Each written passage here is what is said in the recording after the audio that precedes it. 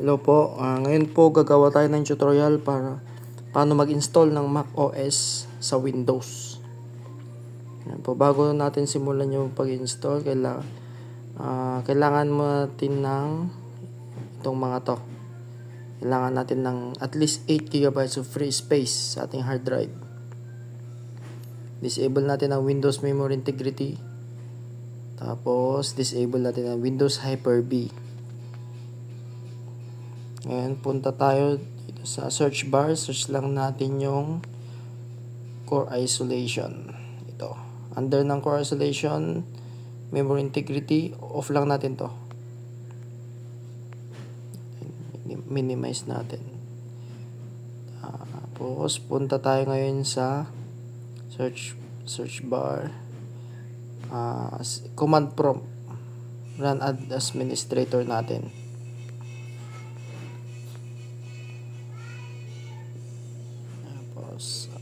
May naka-ready na akong code kanina dito, kaya paste ko na lang.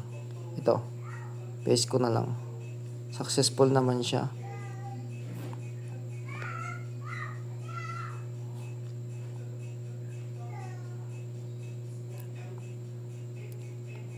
Kaya rin nag-restart na. Tapos, punta na tayo ngayon sa browser.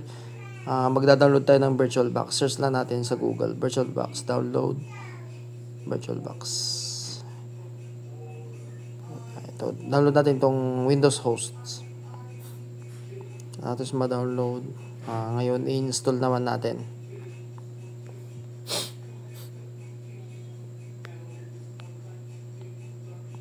Yan. Next lang natin to. Next lang.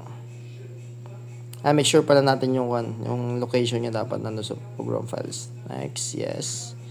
Yes. Install. Start natin. Tapos punta tayo sa new. Dito under name, ilagay natin kung anong pangalan nung install nating OS. Ito, Mac OS. Folder. Yun. Upload natin yung Mac OS. Ito pala, kailangan natin mag-download ng OS, Mac OS. Kailangan natin yung Mac OS ito. Ang install natin dito yung Big Sur Mac OS. Yan. Medyo malaki kasi yung gigabyte niya. Kaya kanina nag-download na ako.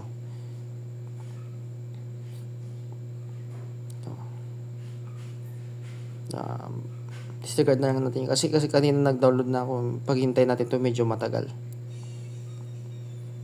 Ayan. Image. Browse natin. Hanapin natin yung download natin kanina na Big Sur. Ito. Click lang natin to.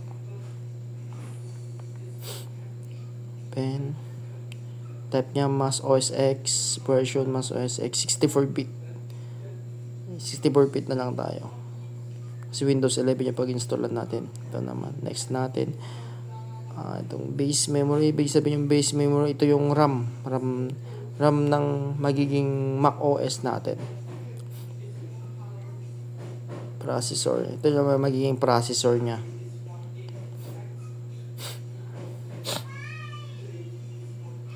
Ngayon guys, explain ko kung check lang natin yung RAM nitong computer kung kaya niya. Performance dito, memory. So guys, may 16 GB tayo. Kaya niya. Gawin na lang natin, hatiin na lang natin siguro. Yan, hatiin natin. Yan, lagyan natin dito. Okay na siguro to, 7,900. Okay na siguro to. Almost 8 GB. Processor naman, check natin yung processor niya.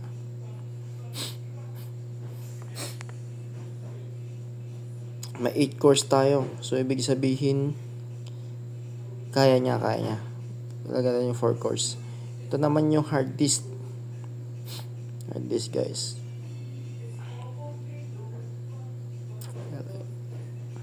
Pwede na siguro to. Pwede na yung pwede na yan, 20 GB. Check natin. 174 GB pa yung free. Medyo madami pa. Dagdagan natin.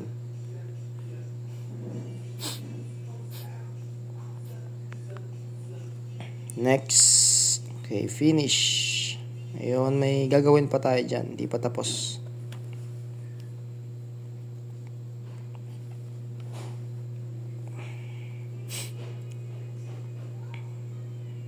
System. Siset natin yung system niya. So, uncheck natin yung floppy. Enable natin. Okay na to. Okay na. Naka-check na. Display naman susunod.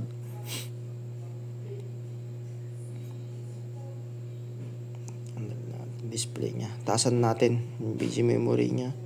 Tapos enable natin yung 3D acceleration. Sa network naman tayo, guys. Sa patch to, palitan natin to. Enable network adapter. Punta tayo sa yan, bridge adapter, YLTech, tapos TP-Link.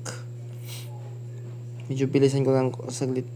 Bilisan ko na yung kuan natin. Ito naman sa USB.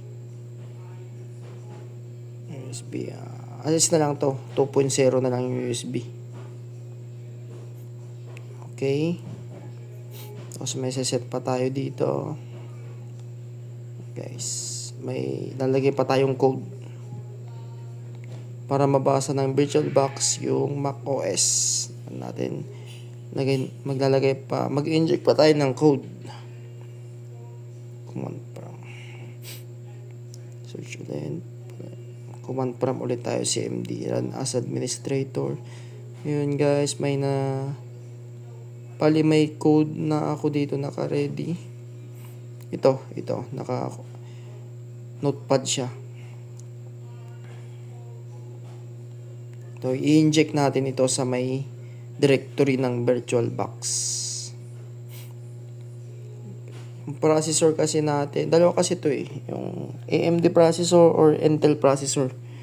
Yung system kasi natin naka AMD processor, kaya ito yung kaka-copy paste natin doon sa may VirtualBox, sa may directory ng VirtualBox para gumana yung macOS na in-install natin, guys.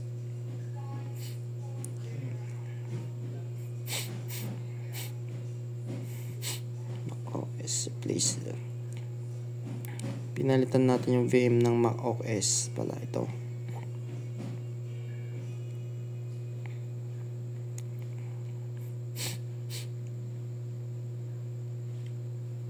Yan, kinapipis ko lang guys dito sa may CMD. Yan yung lumabas na. Nag-process naman.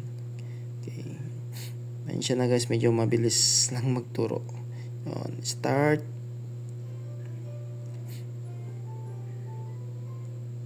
Yan. Pinaprocess niya.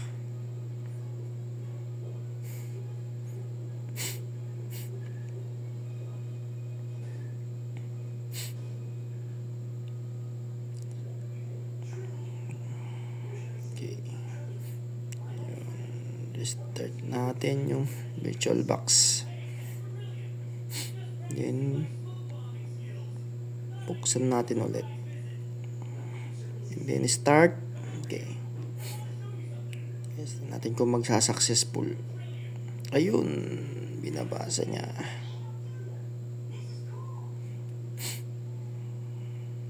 Ayun guys, nabasa na niya. Ayun. Lumabas na yung Apple sign. Ito, set lang natin sa English. Ito naman. Ito, install macOS Big Sur. Utility muna tayo. Set lang natin yung yan. Tignan natin kung okay yung na-install na. Yung kanina yan. Yung hard drive. Yung hard drive niya.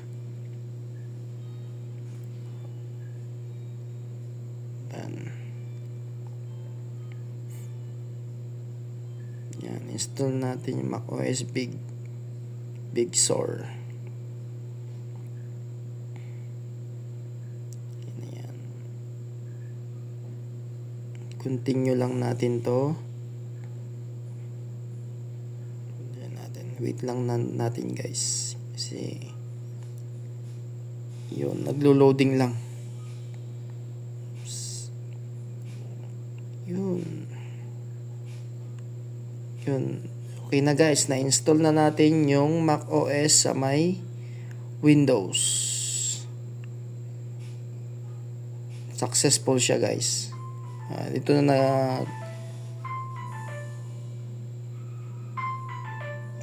i-set lang natin to. Yes. Successful yung pag-install natin. Hanggang dito na lang po yung tutorial natin. Thank you.